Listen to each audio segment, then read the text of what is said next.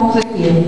Quero agradecer nesta noite, primeiramente a Deus, por ter colocado em nossas vidas 3 abençoados: o pastor Nelson, o evangelista Rodrigo e o irmão Edésio, que tiveram muitas lutas para nos ensinarem a palavra de Deus.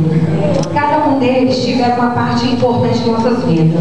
O Edésio nos ensinou a não ler a nossa Bíblia por ler, e sim, devemos abri-la como se estivesse falando realmente com o Senhor. Rodrigo, esse nos ensinou que a cada dia como devemos fazer para não deixar que as lutas do dia a dia venham nos parar, pois sem lutas nós não estaríamos aqui.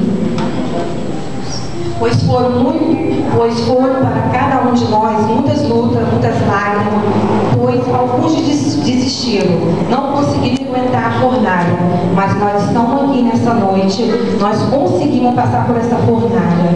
Agradecemos a Deus por ter nos enviado 2 grandes homens de Deus, pois sem a ajuda dele nós teríamos chegado aqui.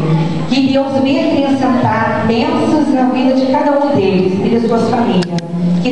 Que nesta noite, o que nós aprendemos neste curso, não fique apenas em nossos corações, mas que possamos levar em frente, saber usá-los. Para ficar só nas minhas palavras, rapidinho, vou ler aqui no Romanos, capítulo 8, 37.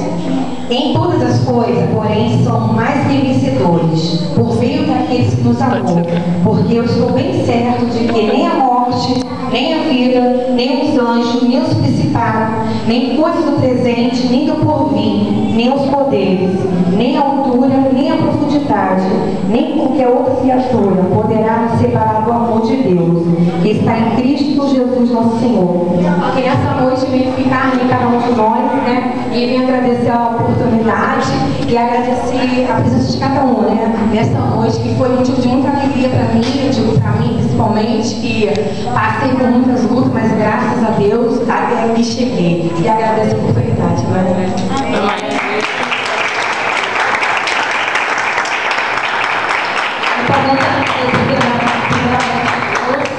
E depois, eu não tenho palavras, vou agradecer a Rodrigo nem a Edésio, porque em muitos momentos eu pensei em desistir, porque eu estou estudando à noite, e o Rodrigo sempre para mim, o Edésio, não, você pode, você é capaz. E aqui eu estou, graças a Deus, em nome de Jesus. Eu gostaria de convidar a igreja para cantar